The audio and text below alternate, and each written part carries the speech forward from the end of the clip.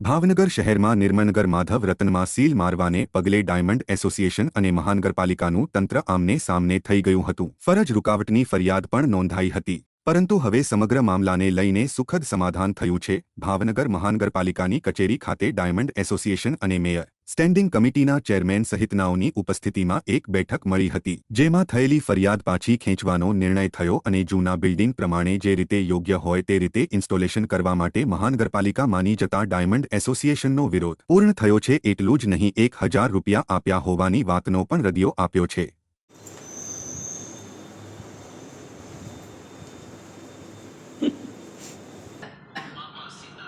Comic છે દાંતમાં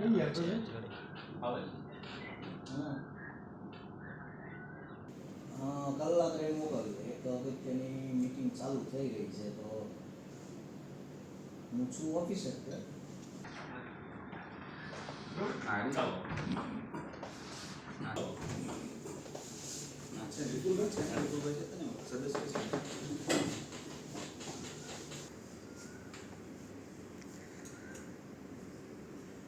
પાણી લઈ જા પાણી પા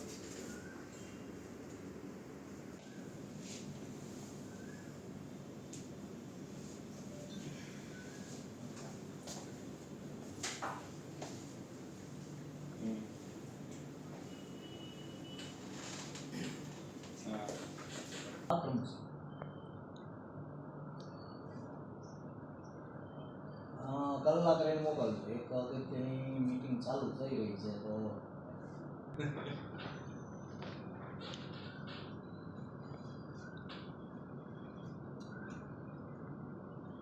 પાણી લઈ જા પાણી પા जी આજરોજ માનનીય મેયરશ્રીની અધ્યક્ષતામાં માનનીય ચેરમેન સ્ટેન્ડિંગ કમિટી ભાવનગરના જે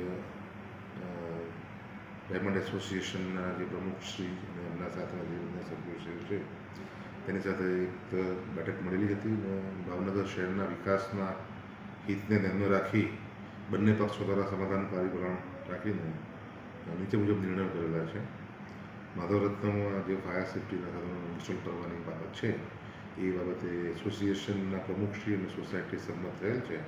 પરંતુ બિલ્ડિંગ જૂનું હોય તો તંત્ર સાથે સંકલન કરીને ફાયર સેફ્ટીની કાર્યવાહી કરવા માટે ખાતરી આપેલ છે। જે ડાયમંડ એસોસિએશનના 4 વ્યક્તિ સામે પોલીસ ફરિયાદ થયેલી છે એમાં સી સમરી ભરવાની કાર્યવાહી કરવા સંમત થયેલા છે અને આ ઉપરાંત 13/5/24ના રોજ માધવ રત્ન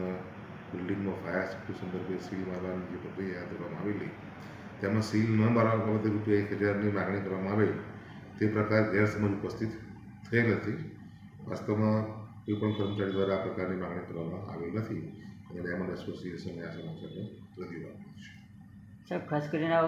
ઘણા વર્ષ જૂનું બિલ્ડિંગ છે પણ ફાયર સેફ્ટીની હજી કોઈ સુવિધા નથી। તંત્ર દ્વારા 4 વર્ષથી નોટિસ પણ આપવામાં આવી, તેના બાબતે કોઈ નિર્ણય લેવામાં આવ્યો છે કે કેમ? મેં આપણે અગાઉ જણાવ્યું કે ત્યાં ફાયર સેફ્ટી ઇન્સ્ટોલ કરવા માટે સોસાયટી આપણને ખાતરી આપેલી છે, આપણને બોર્ડ પણ આપેલું છે, પરંતુ એમની એક ચિંતાનો વિષય એવો હતો કોઈ બિલ્ડિંગ જૂનું હોય એટલે જે તે વખતના નિયમ અનુસાર બનેલું હોય એટલે હાલના નિયમ પ્રમાણે બધી વસ્તુ કરવું શક્ય કે પ્રેક્ટિકલ ના હોય, તો તે બાબતે અમે એમને સંકલન રહીને એમને યોગ્ય સુઝાવ આપીને ફાયર સેફ્ટી ઇન્સ્ટોલ કરવામાં મદદ કરીશું। ઘનશ્યામ ગોરસિયા, પ્રમુખ ભાવનગર જિલ્લા ડાયમંડ એસોસિએશન। પેચીદો મામલો એટલે બન્યો કે જે ફરિયાદ દાખલ કરવામાં આવી હતી એ ખોટી હતો, બાકી સીલ માટે તો અમે સંમત હતા કે જે નોટિસ આપી હોય અને અમે કામ ન કર્યું હોય તો તંત્ર પોતાની કામગીરી કરે, પણ જે ફરિયાદમાં ખોટા નામના વેપારી સામે ખોટી ફરિયાદ હતી એનો વિરોધ હતો અને તેમાં અત્યારે મેયરના અધ્યક્ષાને ચેરમેનશ્રી અને શહેર મહામંત્રી અને અમારા એરિયાના અગ્રણીઓ સાથે અત્યારે મિટિંગ કરી અને એમાં એ સમસ્યાનો સુખદ અંત આવ્યો છે કે ફરિયાદ પાછી ખેંચશે અને અમારી જે બીજી માંગણી છે કે ભાઈ બિલ્ડિંગ જૂનું છે એટલે એમાંથી જેટલું બાંધછોડ થતું હોય એવી ફાયર ઇન્સ્ટોલેશન કરાવશું। ઓકે।